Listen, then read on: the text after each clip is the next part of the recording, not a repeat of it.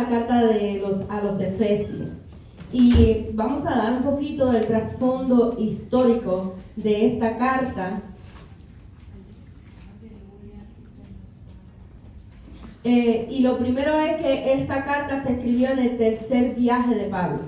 Se escribió en su tercer viaje.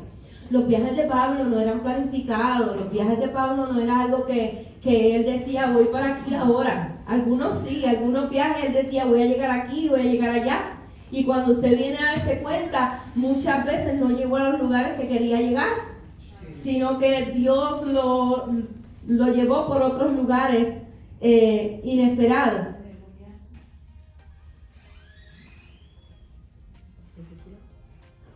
Okay.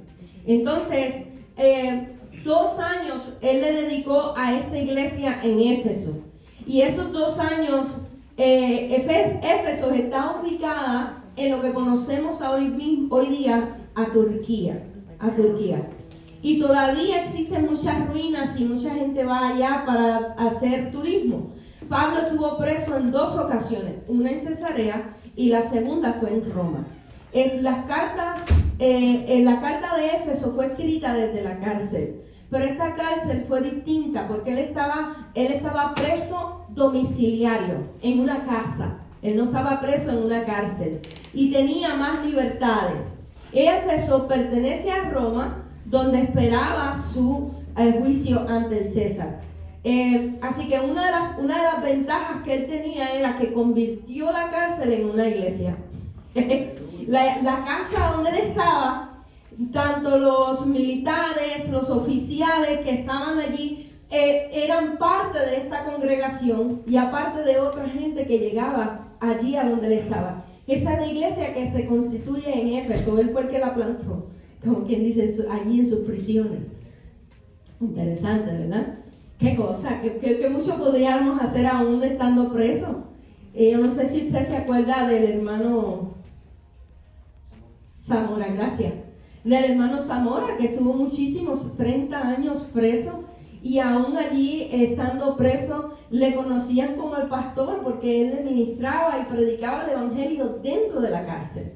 ¿Verdad? A veces nos sorprendemos de las cosas que pueden suceder en los momentos más difíciles. Y Éfeso es una de las iglesias mencionadas en el Apocalipsis, del capítulo 2, versículo 1 al 7, ¿verdad? Ahí es donde habla sobre la iglesia de Éfeso. Ahora bien, Pablo en esta carta a los Efesios, esta carta más bien no va solamente a la iglesia de Éfeso. Esta carta va a todas las iglesias que estaban alrededor. Aunque estaba así dirigida a los Efesios, pero más bien se dirigía a todos. Entonces, las iglesias que habla el Apocalipsis están Éfeso, Esmirna, Pérgamo, Tiatira, Sardis, Filadelfia, Laodicea. Y esa es la manera en que se ubican las iglesias como estaban. O como están, ubicadas. Y la primera que menciona es Éfeso. Ahí es donde estaba Pablo encarcelado en Roma. Ahora se conoce como Turquía. Así que esa carta llegó a todas las iglesias alrededor de Roma.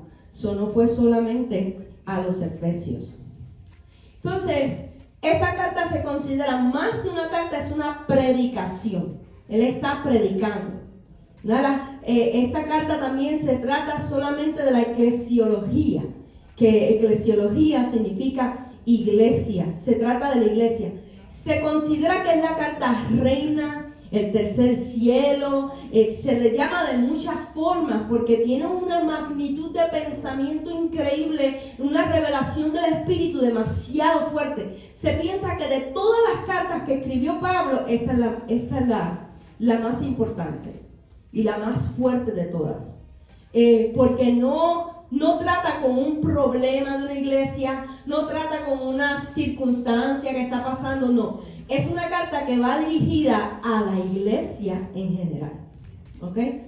Y en Éfeso tenía aproximadamente 300,000 habitantes y la mayoría eran gentiles. Usted sabe que Pablo, Dios lo llamó a los gentiles.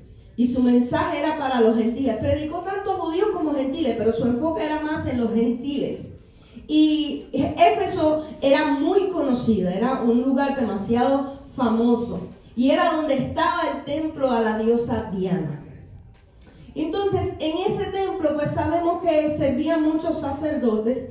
Los sacerdotes en sí eran castrados, y las mujeres que servían en este templo eran sacerdotisas vírgenes que practicaban la prostitución sagrada.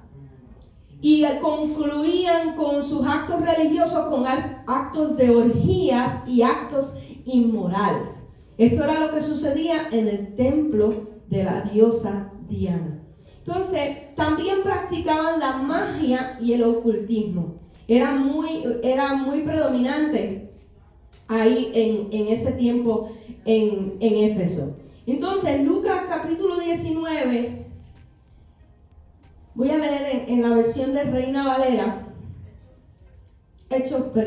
Lucas, el escritor del libro de los Hechos. Entonces, en el capítulo 19, en los primeros versículos, usted va a encontrar que él le preguntó a los que estaban allí en Éfeso, encontró a varios creyentes y les preguntó: ¿recibieron ustedes el Espíritu Santo cuando se hicieron creyentes? ¿Recibieron el poder del Espíritu Santo? Y ellos les contestaron: no, y nunca hemos escuchado acerca del Espíritu Santo. Y entonces Pablo les preguntó: ¿qué bautismo recibieron? Y ellos le dijeron: nos bautizamos en el bautismo de Juan. Y el bautismo de Juan es para arrepentimiento, pero el que es para salvación es el bautismo en Jesucristo. Y entonces dice la palabra que él los llevó y los bautizó en el nombre del Padre, del Hijo y del Espíritu Santo. Y cuando fueron bautizados, bueno, la palabra dice que fueron bautizados en el nombre de Jesús.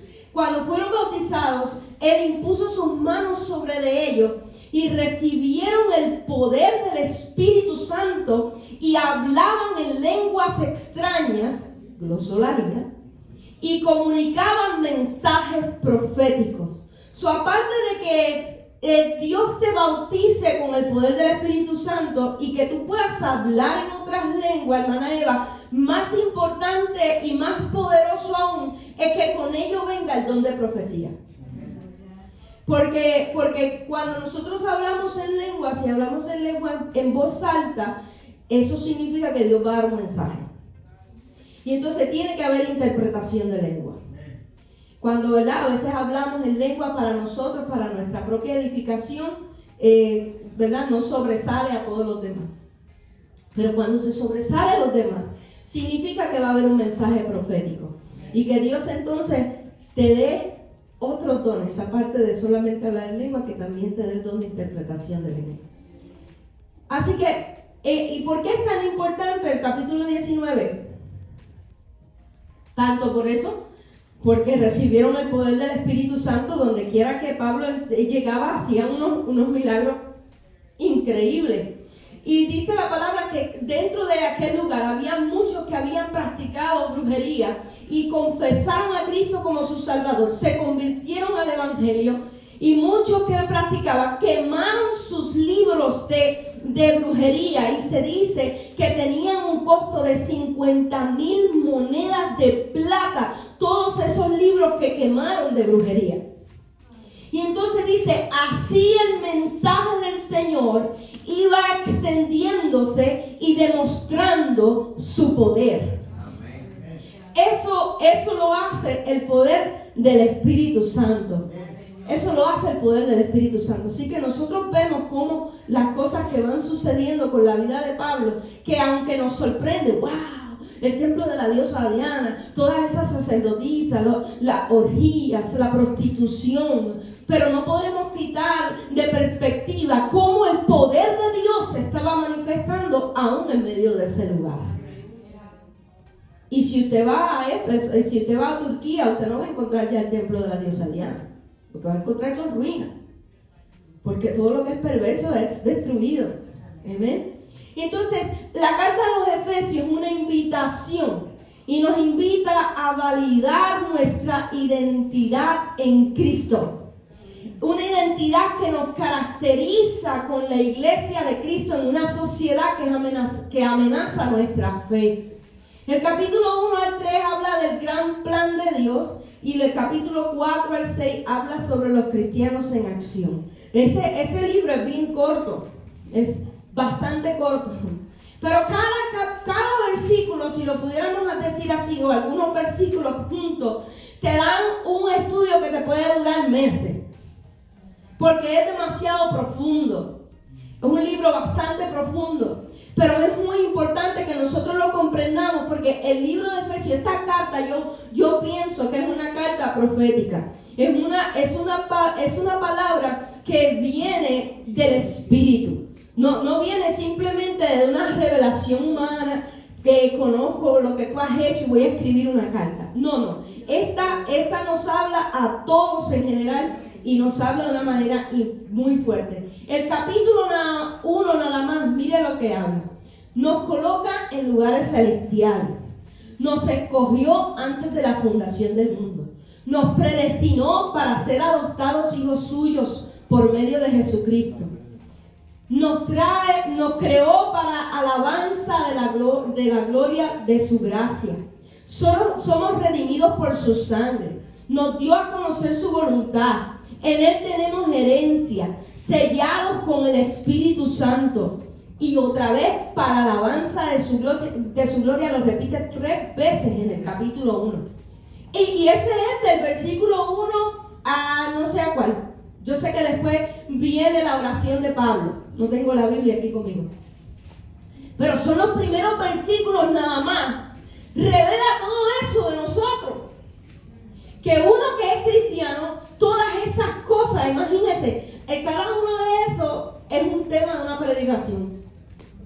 Y estamos hablando de varios versículos nada más, donde Él en el Espíritu declara quiénes somos nosotros en Cristo. Nos revela nuestra identidad en Cristo. Es una identidad bien poderosa, hermano. Yo te digo una cosa, el mundo debe tenerle miedo a los cristianos. El mundo debe de estremecerse cuando sabe que hay un cristiano entre medio de ellos. Porque es que donde Dios nos ha puesto, una vez que nosotros somos salvos en Cristo, usted está en una postura tan alta. Espiritualmente usted está en lugares celestiales. Espiritualmente Dios te va a revelar algo a ti que no se lo va a revelar a nadie más. Espiritualmente usted va a estar entre medio de los impíos y ahí mismo Dios puede hacer un milagro. Y puede mostrar su poder.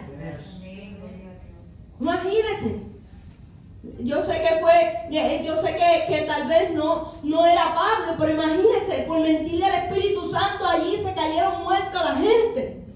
2 personas, pero se murieron. ¿Por qué? Porque hay poder en nosotros, hay un poder sobrenatural. El Espíritu de Dios está en nosotros, somos sellados con su Espíritu Santo. Entonces nosotros tenemos que vernos en esa postura de que no somos cualquier cosa. No tenemos que andar con cobardía, con miedo. Ay, no puedo decir que soy cristiano, tú sabes, porque me meto en problemas. Pues claro que sí. Claro que te vas a meter en problemas. Porque para eso vino Cristo. Para traer división, para traer discusiones, para enfrentar a la gente cuando está mal. Entonces, eso es lo que sucede. Es maravilloso, ¿verdad? Solo el capítulo 1, los primeros versículos y lo que revela de nosotros. De quiénes somos nosotros. Y entonces el capítulo 2, versículo 1 al 3, dice, y Él os dio vida a vosotros. Estábamos muertos, recuerden, nosotros estábamos muertos.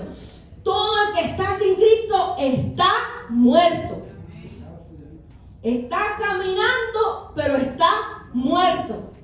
Cuando estabais muertos en vuestros delitos y pecados.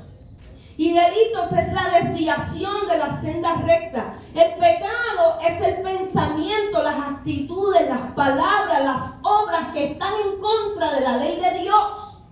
Todo lo que hacemos que esté en contra de Dios es pecado. Y así, y usted se va a dar cuenta que el capítulo 2 es una comparación de nuestra vida pasada basadas en Cristo y nuestra vida con Cristo. Entonces nos está recordando y le está recordando a los que leen esta carta, ustedes que estaban muertos en sus delitos y pecados, en los cuales anduviste en otro tiempo siguiendo las corrientes de este mundo, conforme al príncipe de la potestad del aire, el espíritu que ahora opera en los hijos de desobediencia. Y ese, ¿verdad? Ese príncipe que está sobre los aires es Satanás. Y si Dios no gobierna en tu corazón, gobierna Satanás.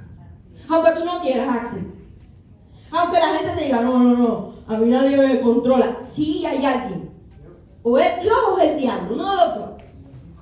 No hay otra opción, no hay manera de nosotros tratar de vivir sin ninguno de los dos. O habita el mal o habita el bien. No podemos caminar en dos aguas, ¿verdad? Una fuente, dice la palabra, no puede producir dos aguas. No puede, tiene que ser una o la otra. Tú no puedes decirme que tú eres cristiano, pero vives como un impío. Y que vives como un pecador. Pues entonces no eres cristiano. Cristiano significa una persona que sigue a Cristo. Así de sencillo. Así de sencillo. No tiene otra. Tal vez usted va a poder buscar una definición teológica bien larga. Bien sencillo. Cristiano es uno que sigue a Cristo, que vive conforme a Cristo.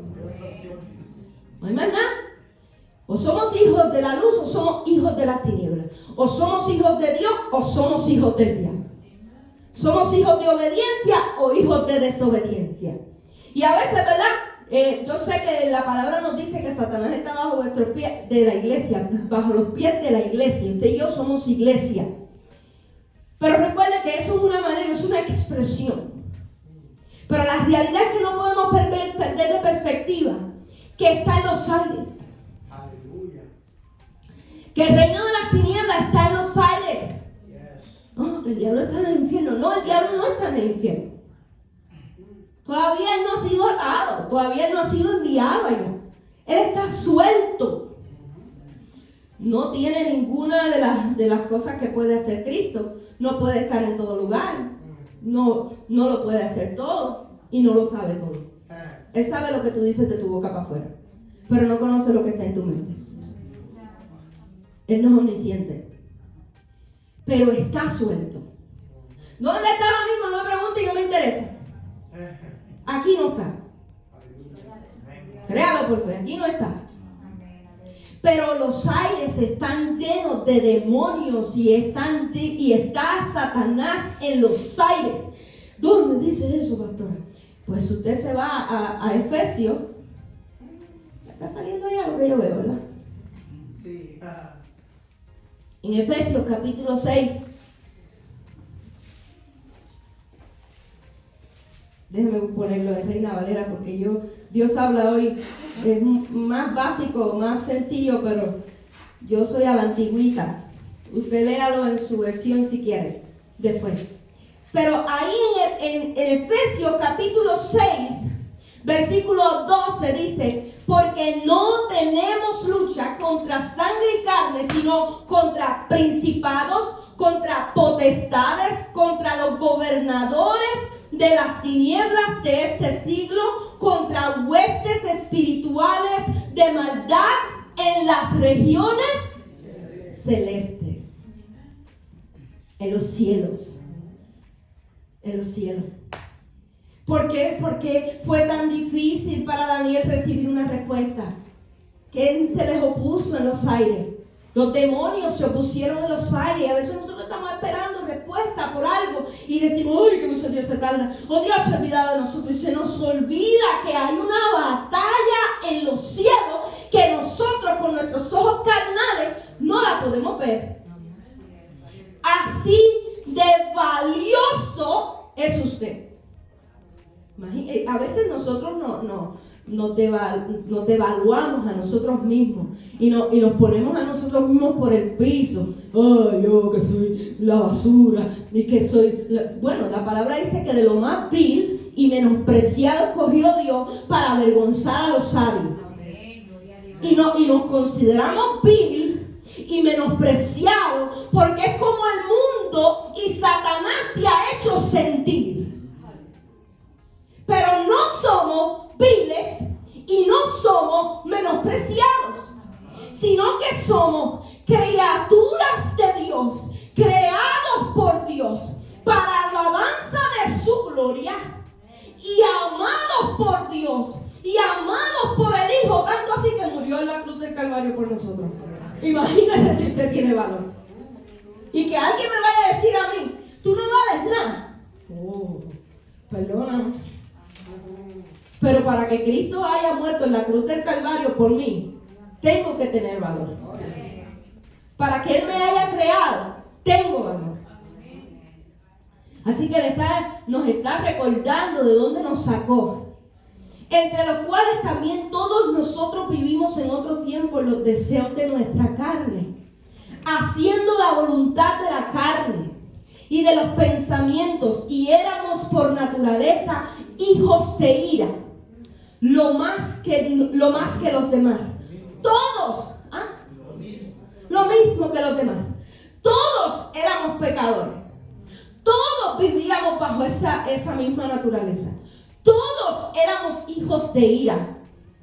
Pero cuando nosotros venimos a Cristo, entonces ya no somos hijos de ira, somos hijos de Dios. Venimos a ser adoptados por Él. Qué cosa más maravillosa, ¿verdad? Aunque padre y madre te abandonen, Jehová con todo te recogerá. A veces nos cuestionamos, ¿dónde nací? ¿Por qué me permitiste nacer ahí? Porque mira los padres que tuve, mira la familia que tuve, no soy nada, no soy nadie. Y entonces el Señor te dice, aunque ellos te abandonen, yo te recojo. Porque ellos no te crearon a ti, fui yo. El que te dio propósito, fui yo. Qué tremendo, qué poderosa es la palabra del Señor. Aleluya. Pero Dios, en versículos 4 al 9, que es rico en misericordia, por su gran amor con que nos amó, creo que ya lo había mencionado, ¿verdad? Sin haber leído. Aún estando nosotros muertos en pecado, nos dio vida juntamente con Cristo. Por gracia sois salvos. Y juntamente con Él nos resucitó.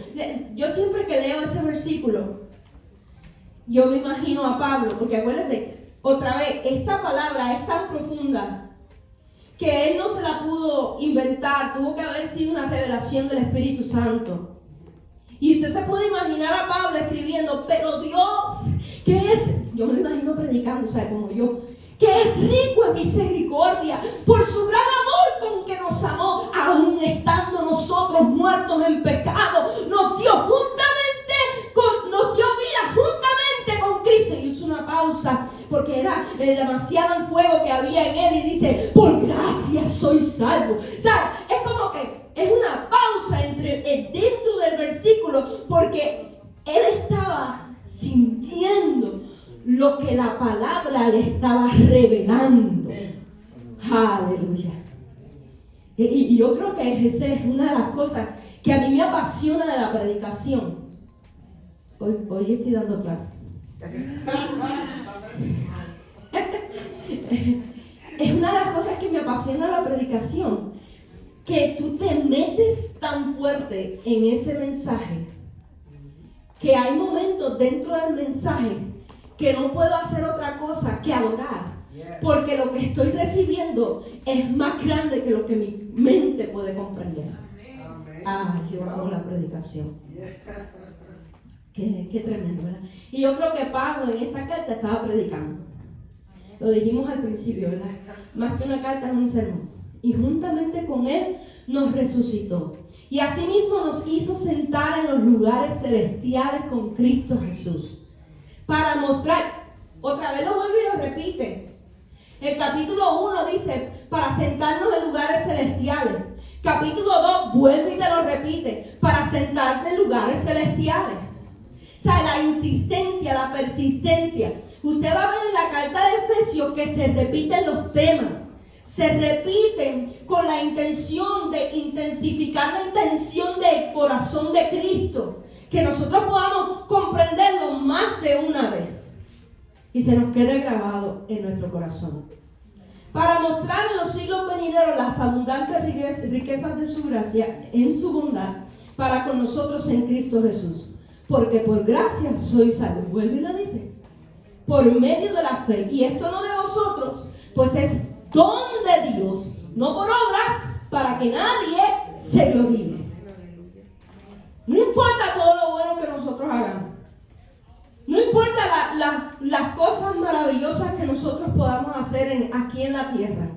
Como ahorita hablaba por texto con Sabrina, y ella se sorprende de que yo era supervisora donde yo estaba y la gente, y yo me gané el favor de la gente y Dios me puso en gracia ante los hombres y de las mejores supervisores que existen en esa compañía soy yo. Y ella decía, wow, pastora, qué tremendo. Y yo sí, pero eso no es para que nosotros nos gloriemos, sino para que nosotros hagamos conocer a Cristo en nosotros. Porque ahí todo el mundo sabía que yo era ministro, ahí todo el mundo sabía que yo era pastor, ahí en esa compañía sabían quién yo era. Yo nunca me avergoncé del evangelio porque iba subiendo de posición. Y por fe algún día regresaré. Así que no es por nuestras obras, sino que es por fe que nosotros seremos salvos. Será por fe.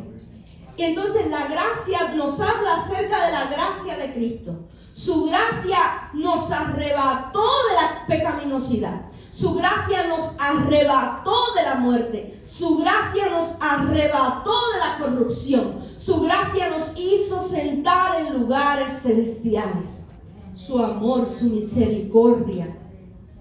Y hay esta parte es de una predicación de, no sé, yo puse hoy un pedacito de una predicación, creo que no sé si en algún momento voy a mencionar lo que él dice en esa predicación, pero qué poderosa predicación, qué poderosa, y es una de las cosas que él habla, acerca de la gracia de Dios, él hablando acerca de quién es Cristo, wow, lo que hizo por nosotros, gentiles, recuerden, nosotros, los gentiles, los que en un tiempo no nos merecíamos salvación ni perdón de Dios, ni salvación, solamente los judíos.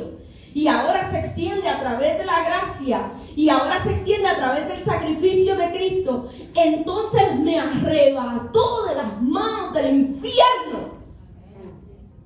¿Cómo yo voy a dar un paso para atrás si me sacó de ahí? Si me libró de ahí, ¿cómo yo puedo dar un paso para atrás? La soberanía de Cristo. Jesús domina sobre las fuerzas malignas en los aires. Jesús domina sobre todo principado y señorío. Jesús domina sobre todo nombre hasta el tiempo venidero. 1 Corintios 15:27 dice, porque todas las cosas las sujetó debajo de sus pies. Y cuando dice que todas las cosas han sido sujetadas a Él, claramente se exceptúa aquel que sujetó a Él todas las cosas. Cristo, Dios el Padre, sujetó todas las cosas al Hijo, a Jesucristo, y todo está sujeto a Él. Cristo es la cabeza, Jesús regula, Jesús controla, Jesús actúa. Él es la suprema autoridad de la iglesia. No hay otro. No hay otro más alto que Él. No hay otro más soberano que Él. No hay otro que sea el que controle la iglesia, sino solamente Cristo. Así que nosotros tenemos que entender quién es nuestra cabeza. Yo sé que cuando damos conferencia de matrimonio, mencionamos mucho, ¿verdad? Esos versículos donde habla de que la mujer tiene que sujetarse a su esposo, así como el esposo se sujeta a Cristo, quien es la cabeza. Y que la mujer también tiene que sujetarse a Cristo. Y eso es muy importante.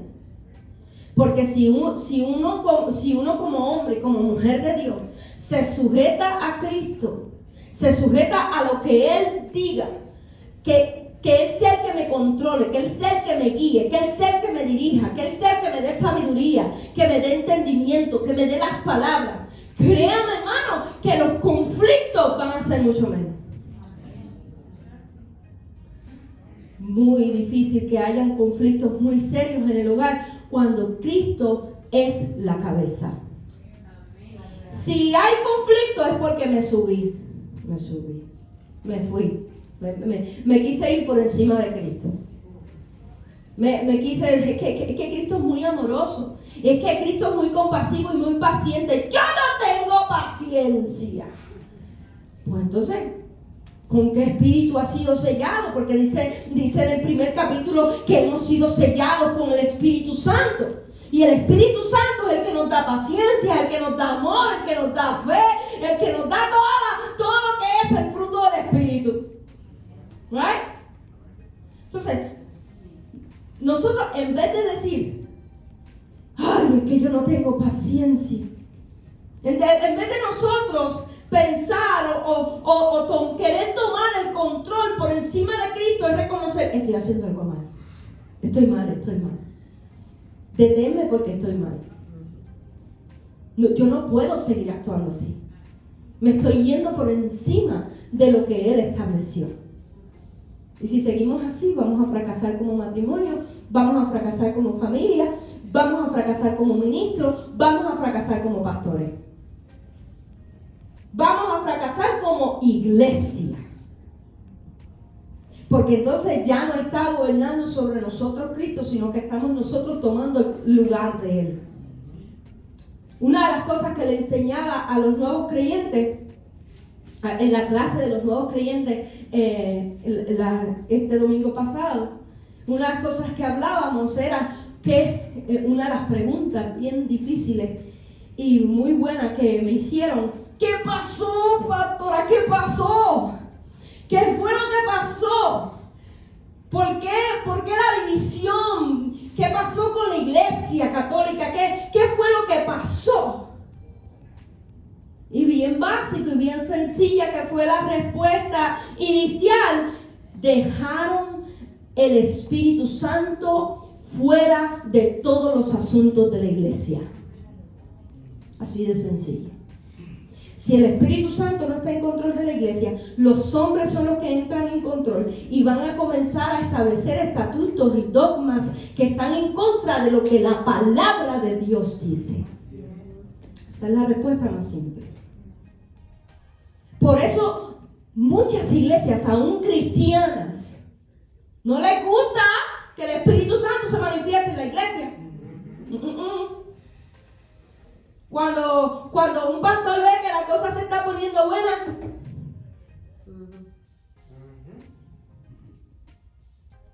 porque si el Espíritu de Dios toma control, empieza a revelar el pecado. Y ahí no queremos entrar. No queremos que Dios revele el pecado de la iglesia. Y una de las cosas que yo aconsejo es como el hermano Lino, ¿verdad?, que tuvo esa experiencia el domingo. Si Dios tiene un mensaje a la iglesia, en ese mismo momento, yo sé que fue tu primera experiencia o el temor que a veces nos invade. No, eso es venir a la altar y decir: pastor, denme el micrófono, les tengo que dar una palabra a la iglesia y dar el mensaje. Porque hay mensajes que son de advertencia y si no se dan en el momento, la persona puede sufrir consecuencias graves.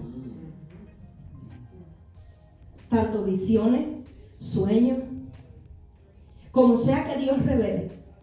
Siempre, ¿verdad? A veces le aconsejamos, cuando usted tiene una visión, tiene un sueño, dígaselo al pastor, dígamelo a mí, y entonces nosotros sabemos darlo a la iglesia o no darlo a la iglesia, dependiendo de cuál sea, vaya a ser la interpretación del sueño o de la visión.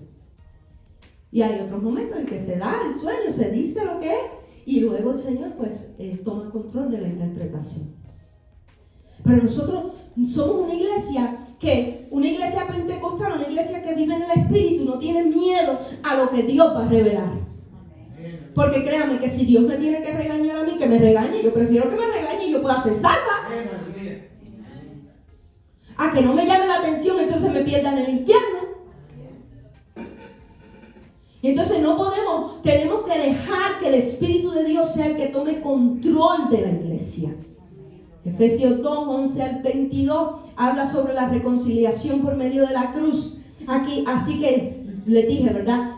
Una vez estamos en Cristo, ya a usted no importa que usted sea griego o judío, dice, ya no somos extranjeros ni advenedizos, sino conciudadanos de los santos, miembros de la familia de Dios, edificados sobre el fundamento de los apóstoles y profetas, siendo la principal piedra del ángulo Jesucristo mismo. No los profetas, no los apóstoles, no se vaya a confundir en ese versículo. Él dice el fundamento de los apóstoles y profetas, pero la principal piedra es Jesucristo. Es Jesucristo, en quien todo el edificio bien coordinado va creciendo para ser un templo santo en el Señor, en quien vosotros también sois juntamente edificados para morada de Dios en el Espíritu. ¡Qué brutal! Nosotros saber que mi corazón, mi vida, es un templo donde el Espíritu de Dios habita. ¿Cómo es que yo soy creada con la capacidad de aguantar en mí parte de su gloria? Come on. Y tú vas a dañar eso. Y tú vas a querer romper eso. Saber que yo tengo en mí su gloria. ¡Wow! Eso a mí nadie me lo va a robar. A mí no me importa lo que la gente pueda decir de mí. A mí no me importa que la gente pueda decir de los pentecostales. A mí no me importa de lo que la gente pueda decir de los cristianos. Pero esa gloria a mí nadie me la quita. No me la quita. Y una de las cosas que me regocijó escuchar la predicación de la Convención de Puerto Rico es ver a un obispo administrativo predicando en el Espíritu. Que hoy día muchas iglesias cristianas pentecostales se cuidan mucho de no hablar en lengua, de que tú sabes, no haya mucho revolú, especialmente en la iglesia de Puerto Rico, que habían 500 y pico de personas viendo ese video en vivo. En diferentes hogares, en diferentes partes de todo el Caribe. Y que eso no te intimide a que el Espíritu de Dios se manifieste cuando se tiene que manifestar.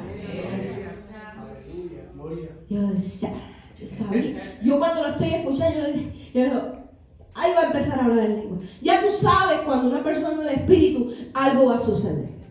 Entonces, yo estoy escuchando en vivo, nosotros estábamos viendo la predicación en vivo y sentíamos el poder de Dios a través de ese mensaje y de lo que Dios estaba haciendo. Nosotros somos una iglesia que no nos podemos intimidar ante nada, de nosotros poder reconocer que en mí está la gloria de Dios. El capítulo 3, y con esto termino, habla acerca del ministerio revelado, que los gentiles son coherederos y miembros del mismo cuerpo y copartícipes de la promesa en Cristo Jesús por medio del Evangelio. Ese es el misterio que dice Pablo. Dije, he recibido un misterio grande. Y acuérdense que ellos llevaban miles de años, no sé cuántos años llevaban, ¿verdad? Pero usted se figura después con el pastor. Pero llevaban muchos miles de años, eran miles de años que estaba el pueblo judío, ¿no? De como 2.000, 3.000, yo no sé por ahí. Yo soy mala con los números, creo. Eso es una cosa terrible. Que se venía solamente hablando de que los escogidos eran el pueblo de Israel. Eran los judíos. Desde Abraham. El pueblo escogido eran los judíos.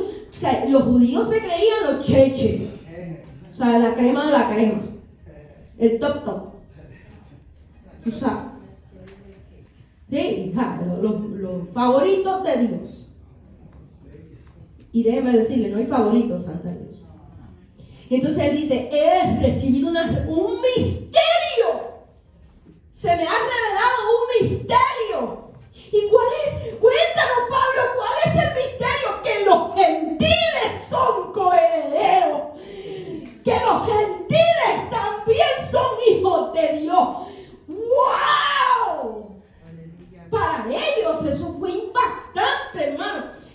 Para nosotros hoy en día no lo podemos percibir igual. Porque es que como que pues escuchamos el evangelio y igual, el Señor me ama y me quiere salvar. Pero cuando Pablo le dice, he recibido un misterio, y es que los gentiles también son coherederos. Yo me imagino a Pablo corriendo, te digo, yo me imagino a Pablo corriendo en la casa, con ganas de que abrieran la casa, la prisión, para que él pudiera darle 2 o 3 vueltas. ¿Saben lo que es eso? Por eso, usted se va a fijar que en el Nuevo Testamento hay tanta revelación, el libro de los Hechos y las epístolas, más en el libro de los Hechos, que son los hechos del Espíritu Santo. ¿Cuántas cosas sucedieron en el Espíritu? ¿Cuántos milagros ocurrieron?